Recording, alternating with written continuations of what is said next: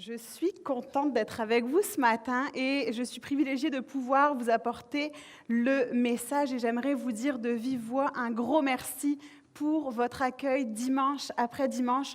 On se sent aimé et on se sent en famille. Alors merci du fond du cœur.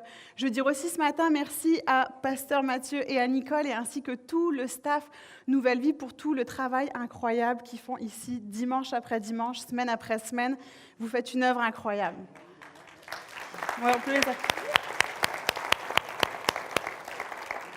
Et en commençant ce matin, je suis heureuse de vous souhaiter bonne fête à toutes les mamans. Vous êtes précieuses pour nous, on vous aime, vous êtes importantes pour Dieu et aussi pour l'Église. Vous faites un travail incroyable dans nos vies. Et vous savez, pour moi, ça fait bientôt maintenant 5 ans que je suis maman. Il y a ma photo de famille qui va apparaître à l'écran. Ça fait avec Ben bientôt 11 ans qu'on est mariés, qu'on s'aime. Et aussi, c'est nos 2 petits garçons, le plus grand, Lenny, qui a 4 ans, et Jackson, qui a 9 mois. Et vous savez, alors que je n'étais pas encore mère, j'imaginais ma fête des mères. Je me suis dit, ça va être une journée incroyable. Je vais me lever, petit déjeuner préparé par mon mari. Par mon mari. Je vais sortir de la chambre, il va y avoir des fleurs partout, mes enfants vont m'amener des cartes, des bijoux. Ça, c'était ce que j'espérais, c'était le cadeau que j'espérais avant. Mais maintenant que je suis maman de 2 jeunes enfants, ce que j'espère, c'est une grasse matinée jusqu'à 8h30, juste 8h30 le matin. Ça, c'est mon rêve et toutes les mamans de jeunes enfants me comprennent en ce moment. Ça... C'était ce que je rêvais comme cadeau de fête des mères. Mais blague à part, le dernier cadeau que mon fils Lenny m'a fait, son poème, il avait dit à son éducatrice, elle lui posait la question « Qu'est-ce que tu voudrais dire à ta maman ?» Donc il avait écrit un poème par ces mots, puis ce poème terminait en disant « Ma maman, je l'aime gros comme une pizza ». Donc, quand j'ai lu ce poème, j'avais aucune espèce d'idée de comment je devais le prendre, mais je me suis dit, venant de sa part, je pense que c'est un compliment. Donc, ce matin, complimente ton voisin et dis-lui, je t'aime gros comme une pizza.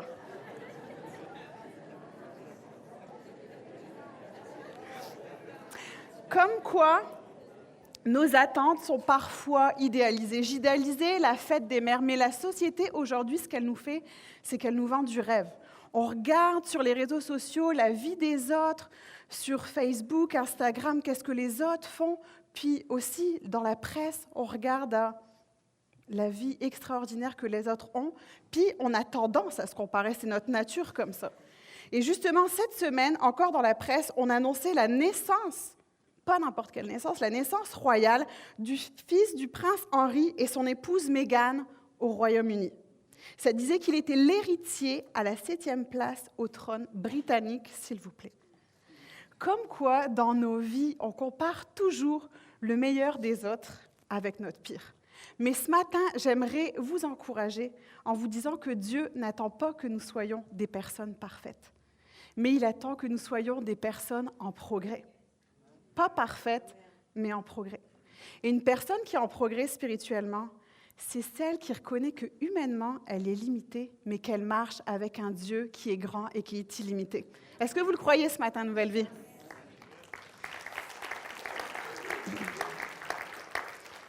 Et ce matin, mon désir, c'est que chacun de nous, ici dans ce lieu, on ne se laisse pas définir par la culture et les standards qu'elle nous donne, mais qu'on puisse se définir par la parole de Dieu qui est la vérité. La parole de Dieu qui est vérité. Et quand on regarde à l'œuvre de la croix et l'œuvre de Jésus, Dieu qui a donné son Fils pour nous par amour. Malgré nos fautes, malgré nos péchés, malgré nos manquements, tout ça, il l'a fait par amour. Afin qu'aujourd'hui, on puisse être sauvés et qu'on puisse vivre une vie qui soit complètement libre. Mais qu'aujourd'hui, nous, à notre tour, nous puissions démontrer aux autres qu'on a un Dieu grand, qu'on a un Dieu qui est grand. Et ce matin, ce que je voudrais te dire, c'est que chaque chose que tu vas faire ici-bas, qu'elle soit grande ou qu'elle soit petite, doit représenter Christ. Chacun de nous, ici, ce matin, nous devons vivre une vie qui compte vraiment. Et ça, c'est en représentant Christ dans tout ce que nous faisons. La Bible dit, « Ainsi donc, que vous mangiez, que vous buviez, ou quoi que vous fassiez, faites tout pour la gloire de Dieu. » Et quand on regarde ce verset, ça peut nous sembler des choses banales, manger ou boire.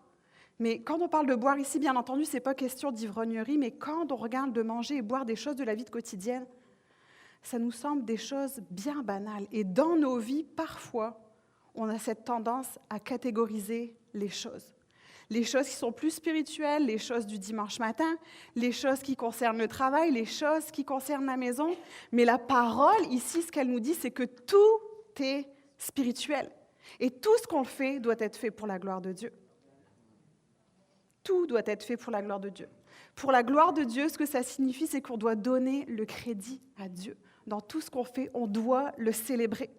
Et ce matin, peu importe qui tu es ou ce que tu fais dans la vie, que tu sois un chef d'entreprise, une femme d'affaires, une maman à la maison, un retraité, un jeune, un étudiant, ta vie doit honorer Christ.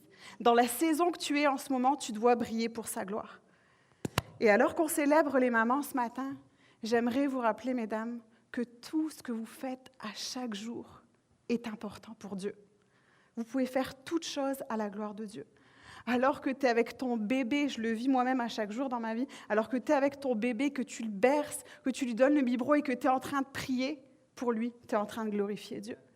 Quand tu es sur ton chemin, quand tu amènes tes enfants à l'école, au cégep le matin, et puis que tu donnes un mot d'encouragement à ton fils qui s'en va passer un examen, tu glorifies Dieu. Peut-être tu as passé une grosse journée, puis tu te dis, il y a une famille à l'église là qui est dans le besoin, mais je veux être là, je veux l'aider, je veux l'encourager, je vais préparer des repas pour eux. Ta vie glorifie Dieu. Même dans les choses les plus ordinaires de notre vie, nous pouvons et nous devons glorifier Dieu. Et ça, c'est une des choses que dans ma dernière année, j'ai dû me rappeler. Comme je vous l'ai dit, en ce moment, je suis dans mon congé parental, ça fait 9 mois que mon beau Jackson est avec nous. Puis d'être maman à la maison, on ne va pas se le cacher, mais ce n'est pas toujours évident. C'est pas toujours évident. On fait la même chose, on fait les brassées, on fait les biberons. Ça devient vite que c'est une routine. Puis parfois, on peut se sentir peut-être même isolé. Puis la question que je me suis posée dans mon congé, c'était qu'est-ce qu'en ce moment j'accomplis?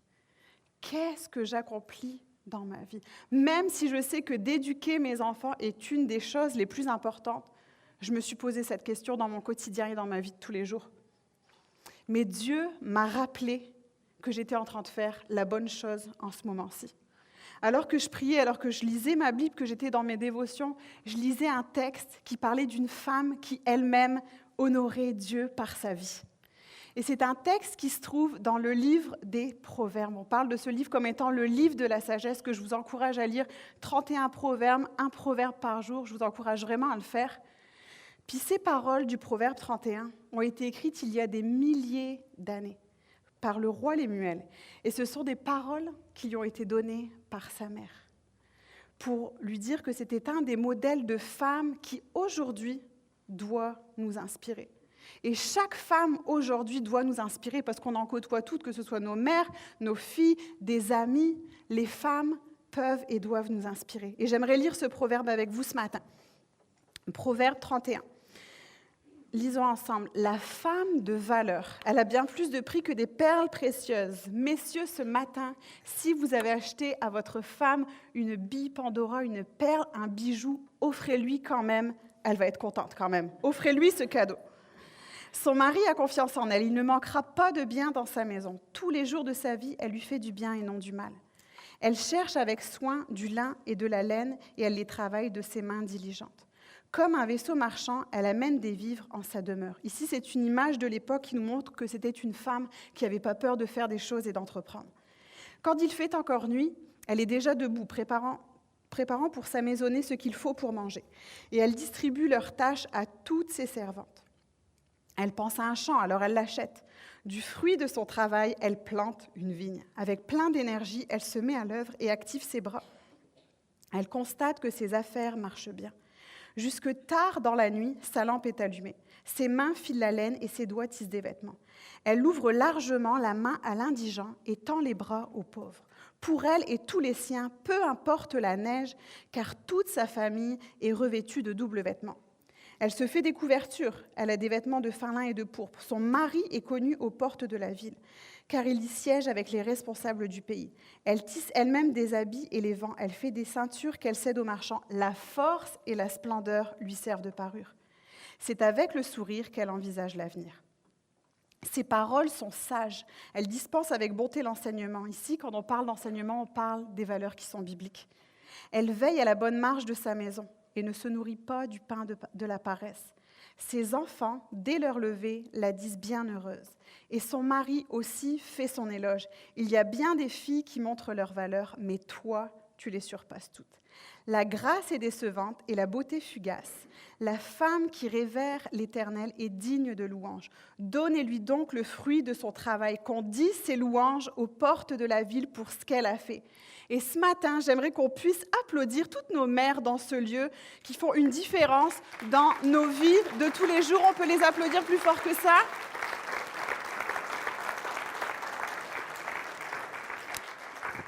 On veut vous dire merci pour qui vous êtes. Et quand on regarde à ce texte, on voit ici le portrait d'une femme, d'une mère et d'une épouse. Et on voit que son champ d'expertise à elle, c'est la maison. Là. Elle fait toutes les choses bien. Elle a l'air d'avoir le mariage le plus heureux, le plus parfait. C'est une femme aussi qui est une femme de compassion. Et c'est une femme qui est intelligente, qui entreprend des choses. Elle est capable d'être femme à la maison, mais à côté de ça, elle entreprend aussi. Aujourd'hui, les deux choses qu'on peut réaliser, c'est que les deux fonctionnent ensemble. Ça se concilie, le travail et la maison. Quand on regarde ici, on voit que c'est une femme qui est accomplie. Et vous savez, à la base, moi, quand je regardais ce texte, ma compréhension de base était plus dans une optique de comparaison. Je le lisais, puis je me disais, OK, me lever tôt le matin, me coucher le soir après tout le monde, ça je l'ai. Avoir de l'énergie tout le temps et à chaque jour, ça c'est une autre histoire. L'avez-vous déjà vécu ça? Mais en étudiant ce texte, j'ai compris réellement ce qu'il voulait dire. Écoutez bien ça, c'était un texte lu à voix haute par les familles lors d'une fête juive, pour célébrer la femme dans tout ce qu'elle est et non la condamner dans ce qu'elle n'est pas. Je le répète, pour célébrer la femme dans tout ce qu'elle est et non la condamner dans ce qu'elle n'est pas. Et ce que j'aimerais te dire ce matin, c'est que la parole de Dieu sera toujours là pour t'élever, jamais pour te rabaisser, mais pour t'élever. Et c'est important qu'on puisse la connaître, parce qu'alors alors que nos mauvais désirs vont être là pour nous rappeler nos faiblesses, nos incapacités, la parole de Dieu va nous rappeler notre vraie valeur en Christ. Notre vraie valeur en Christ.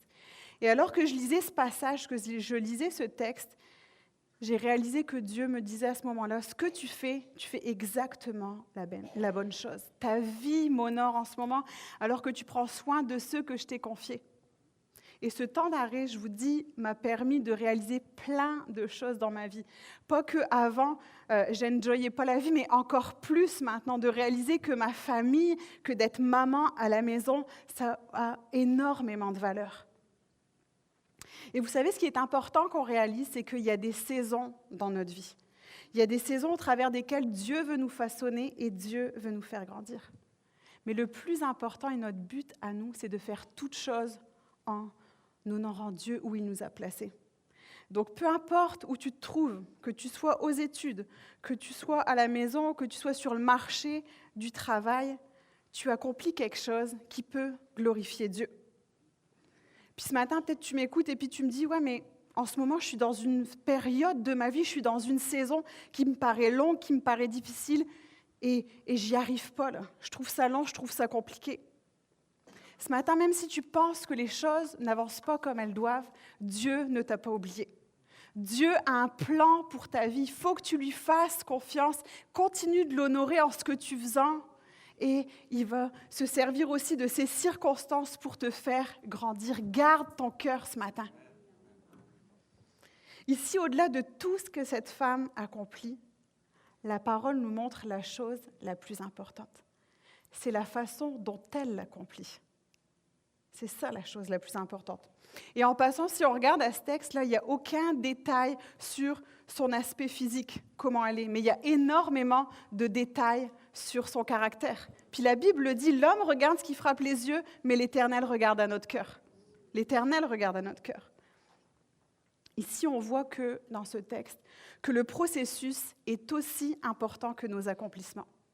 Le processus est aussi important que nos accomplissements. Ce qu'on accomplit est important, mais la manière dont on l'accomplit est aussi important. Et c'est pour ça qu'à chaque jour dans notre vie, on a besoin d'être rempli du caractère de Christ. On a besoin des fruits de l'esprit, on a besoin de les manifester. Et puis il y en a beaucoup, on les cite ensemble. L'amour, la joie, la paix, la patience, l'amabilité, la bonté, la fidélité, la douceur, la maîtrise de soi. Ouf, ouf. Nous devons les rechercher afin de les manifester. On a besoin de les manifester dans notre vie de tous les jours, que ce soit dans nos actions, mais également dans nos réactions. Puis quand on regarde à nos vies, quand on pense à des situations qui peuvent nous arriver dans nos réactions, combien pensent que c'est beaucoup plus difficile? Quand il y a une situation qui arrive en avant de toi ou quand quelqu'un te dit quelque chose, est-ce que je vais être capable de manifester les fruits de l'esprit?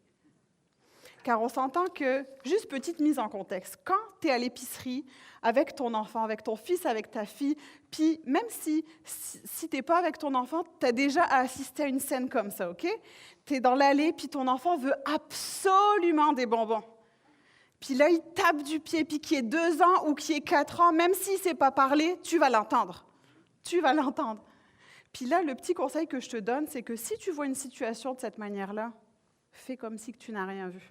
Fais comme si tu n'as rien vu. Ne te dis pas, je vais acheter des bonbons, puis je vais sauver la maman qui vit en ce moment une situation qui est en train de capoter, là, non.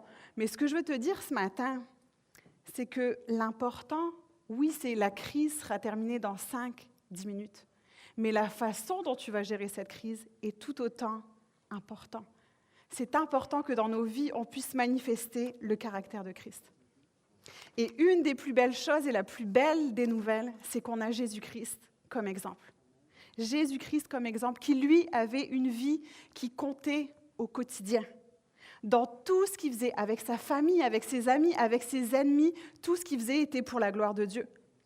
Puis si on le croisait aujourd'hui, on se dirait, OK, c'est un homme qui semble être comme nous. C'était un homme qui pouvait sembler comme nous, mais qui accomplissait quelque chose d'extraordinaire pour glorifier Dieu le Père. Ce matin, ce que j'aimerais vous dire à tous, c'est que tout ce que tu fais pour Christ aujourd'hui portera du fruit éternellement. Tout ce que tu fais pour Christ aujourd'hui portera du fruit éternellement. On le voit dans la parole, alors que Jésus enseignait à ses disciples l'œuvre qu'ils devaient accomplir, il leur dit ceci. « Je vous ai donné mission d'aller, de porter du fruit qui soit durable. Alors le Père vous accordera tout ce que vous lui demanderez en mon nom. » Jésus, concrètement, ce qu'il était en train de dire à ses disciples, c'était « faites quelque chose qui va faire une différence dans la vie des gens. » Laissez une marque, laissez une empreinte. Montrez-leur mon amour, apportez la paix, apportez la joie là où il y a la tristesse, pour qu'à travers de vous, eux aussi puissent me connaître et puissent être sauvés. Nous avons cette même mission que les disciples à l'époque. On est tous appelés à représenter Christ en toutes choses. Maintenant, quand on pense à manifester les fruits de l'esprit, souvent on se dit ça va être dans les bonnes choses, ok? Dans les bonnes choses que je fais, je pense que je peux manifester les fruits de l'esprit. Mais ce qui est important de savoir, c'est que porter du fruit, c'est dans les choses qu'on va faire, mais aussi dans les choses qu'on va décider de ne pas faire. Quand tu es à ta job et puis que tout le monde est là, est en train de critiquer le boss et que tu dis « Ok, moi je ne me mêle pas, je ne prends pas part à cette situation, puis je m'en vais », tu portes du fruit. Tu portes du fruit. Quand tu décides de ne pas convoiter la femme ou le mari de quelqu'un d'autre pour garder tes pensées pures, tu portes du fruit. Quand tu refuses de garder de la rancune envers quelqu'un, tu portes du fruit également. Ton cœur, ton attitude prend une place importante. Chaque fois que tu choisis de résister à la tentation avec l'aide de Dieu par son esprit, parce que tout ce qu'on fait, on doit le faire avec l'aide de Dieu, on l'honore. On l'honore. Tu peux honorer Dieu par ta vie ce matin. Ne minimise pas qui tu es et ce que tu peux faire par sa puissance.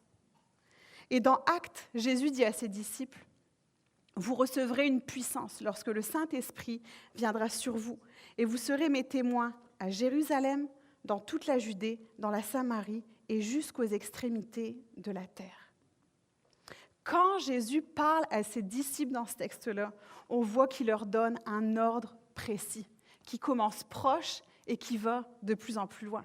Commencer par la Jérusalem, la Judée et enfin la Samarie. Ce que ça signifie que porter du fruit dans nos vies commence dans notre cercle proche, là où on vit. Là où on vit, on peut porter du fruit et on peut faire une différence. Puis vous savez, la femme du Proverbe 31, si on regarde au texte qu'on a lu tantôt, cette femme-là fait porter du fruit dans les moindres choses, dans les moindres détails. Et c'est un exemple de vie qu'on voit à travers elle.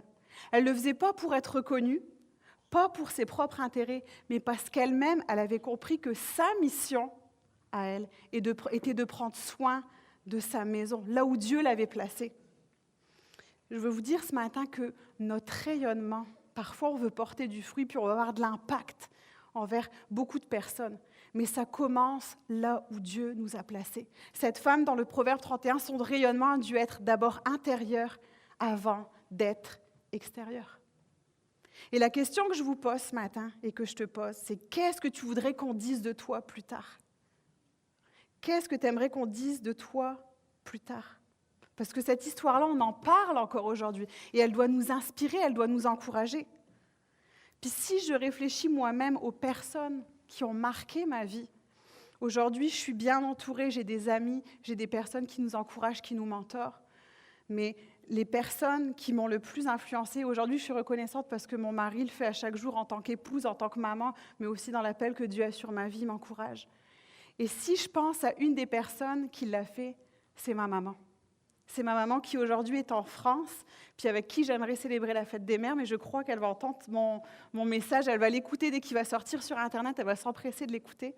Mais c'est une des personnes qui a marqué le plus ma vie. C'est une femme de Dieu, d'un amour envers sa famille, un amour inconditionnel, qui à chaque jour était là, fidèle. Je la regardais aller, puis je me disais, je ne sais pas comment elle fonctionne, l'énergie qu'elle a, malgré les tempêtes de la vie.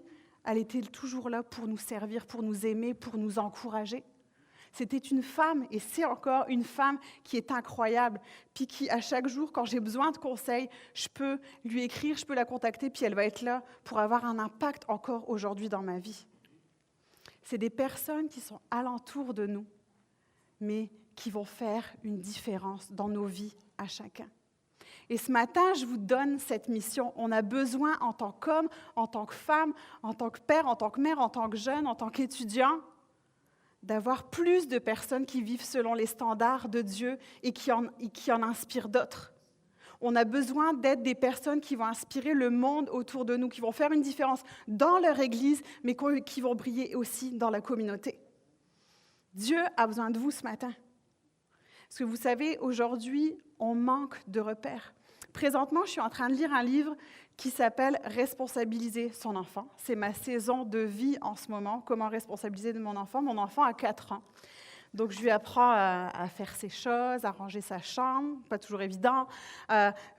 Il veut m'aider parfois à plier le linge. J'essaie de faire des petits efforts, mais on travaille sur la constance. Okay? Avec les jeunes enfants, c'est jamais comme on rêve. Et alors que je lis ce livre, c'est un livre qui a été édité par l'hôpital Sainte-Justine à Montréal.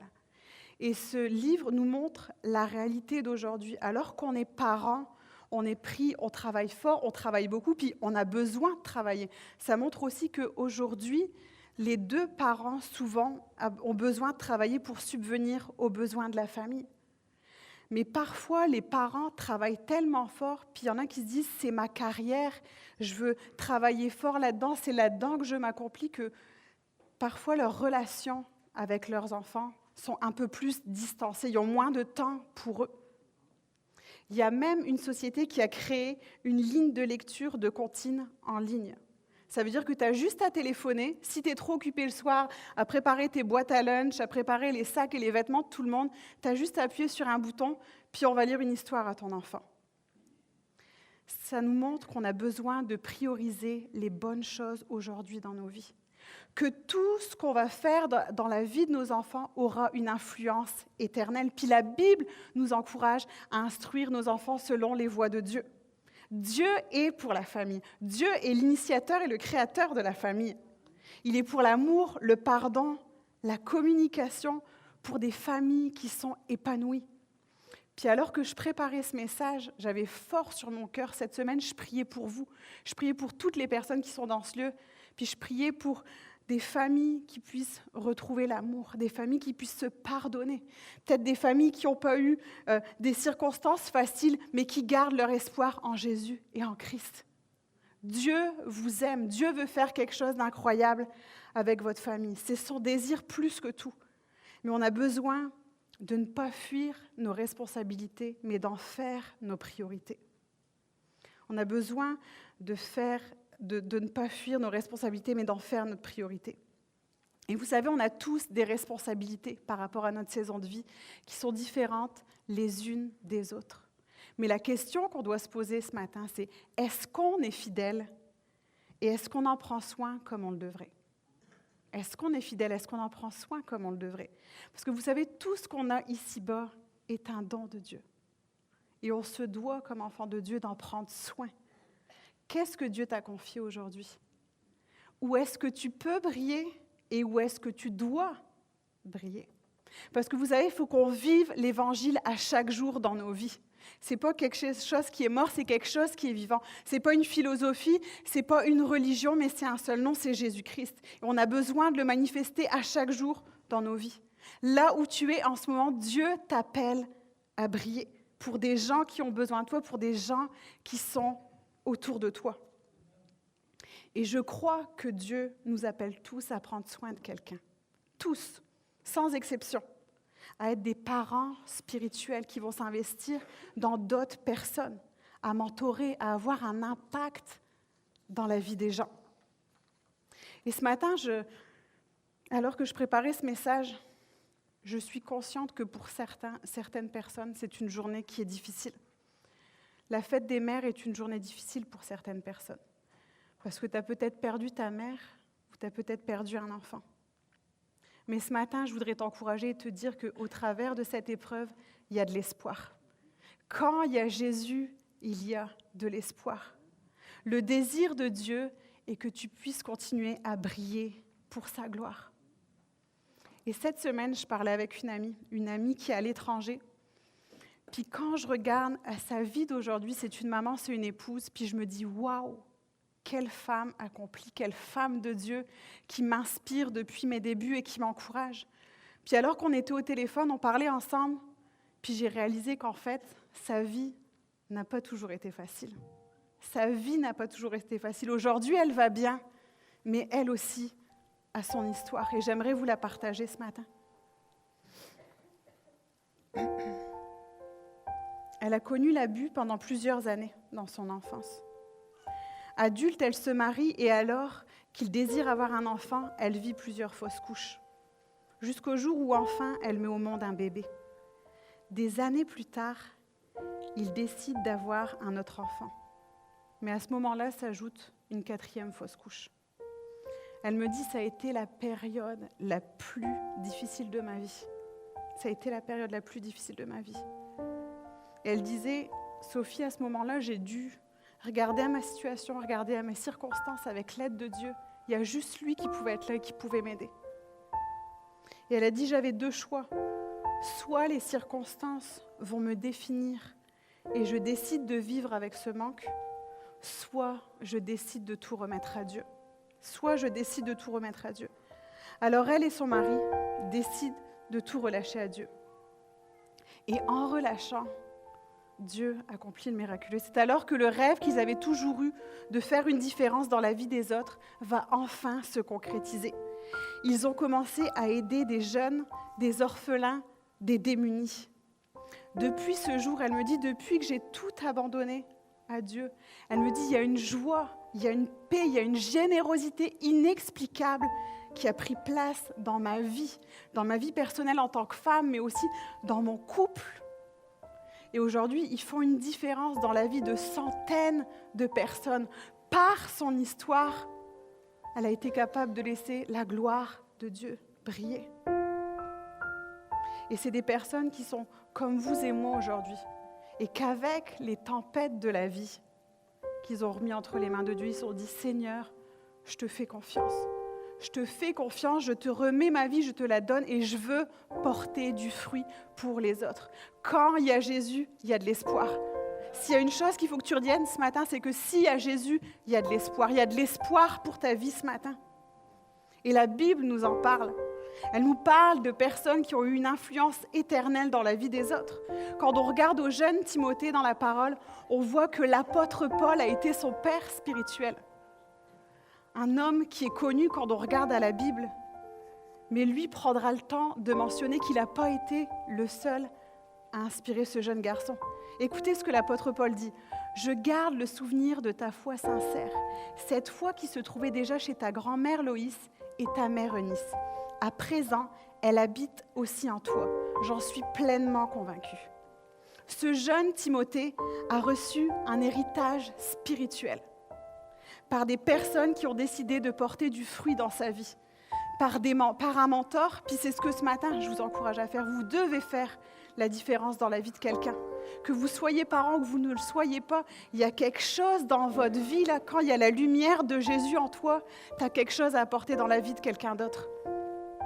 Et ce matin, c'est un encouragement. C'est un encouragement qui doit nous défier à chaque jour. Peu importe ma vie, peu importe les circonstances, je décide de vivre pour la gloire de Dieu. Je décide de vivre pour la gloire de Dieu. Et si chacun aujourd'hui faisait ce que Dieu l'appelle à faire, le royaume de Dieu va avancer. Le royaume de Dieu va avancer. Nos vies vont être transformées, la vie des autres vont être transformée et des âmes vont être sauvées. Des âmes vont être sauvées. Vous avez quelque chose, votre vie est précieuse. Vous devez avoir une vie qui compte vraiment. Et en terminant ce matin, j'aimerais prier pour vous, alors que toutes les têtes sont baissées. Alors que toutes les têtes sont baissées. Ce matin, j'aimerais qu'on se rappelle que notre vie ne dépend pas de nous, mais dépend de Jésus. Jésus, notre Sauveur, qui, il y a 2000 ans, à la croix, s'est donné pour nous, afin qu'aujourd'hui, on puisse vivre une vie libre. Et si ce matin, tu es dans ce lieu, et tu dis, moi aussi, j'aimerais avoir une vie qui compte vraiment, une vie qui plaît à Dieu. J'aimerais que ma vie prenne un sens. J'aimerais suivre Jésus. Si ce matin, tu es dans ce lieu et que tu veux suivre Jésus, si tu veux lui donner ta vie, lève ta main, on va prier pour toi. On va prier pour toi. Jésus voit vos mains. Merci pour toutes ces mains qui se lèvent dans ce lieu. Ce matin, tu es peut-être une personne qui a besoin de remettre les priorités à la bonne place. Tu as besoin de te reconsacrer. Tu as besoin de venir et te dire, Seigneur, je reconnais que ces derniers temps, j'ai peut-être lâché prise, mais j'ai besoin de te remettre au centre de ma vie. J'ai besoin de te reconnaître comme mon Sauveur, comme mon Seigneur, que ma vie puisse dépendre de toi, qu'à mon tour, je puisse te remettre à la première place et que je puisse avoir une influence, un impact dans ma famille, auprès des gens que tu m'as confiés. Si c'est ton désir ce matin de te reconsacrer à Dieu, lève ta main. Lève ta main, on va prier pour toi ce matin. Lève ta main. Jésus veut plus que tout occuper la première place. Merci pour toutes ces mains qui se lèvent.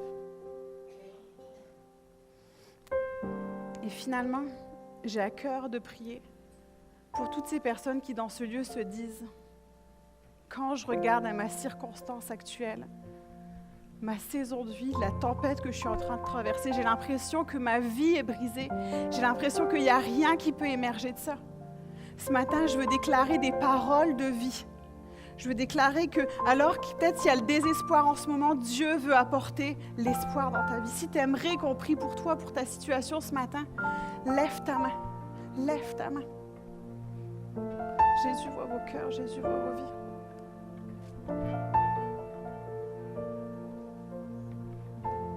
Merci pour ces mains qui se lèvent. Ce matin, on a besoin de se rappeler que la bonne nouvelle de Jésus-Christ est qu'il n'est jamais trop tard. Il n'est jamais trop tard.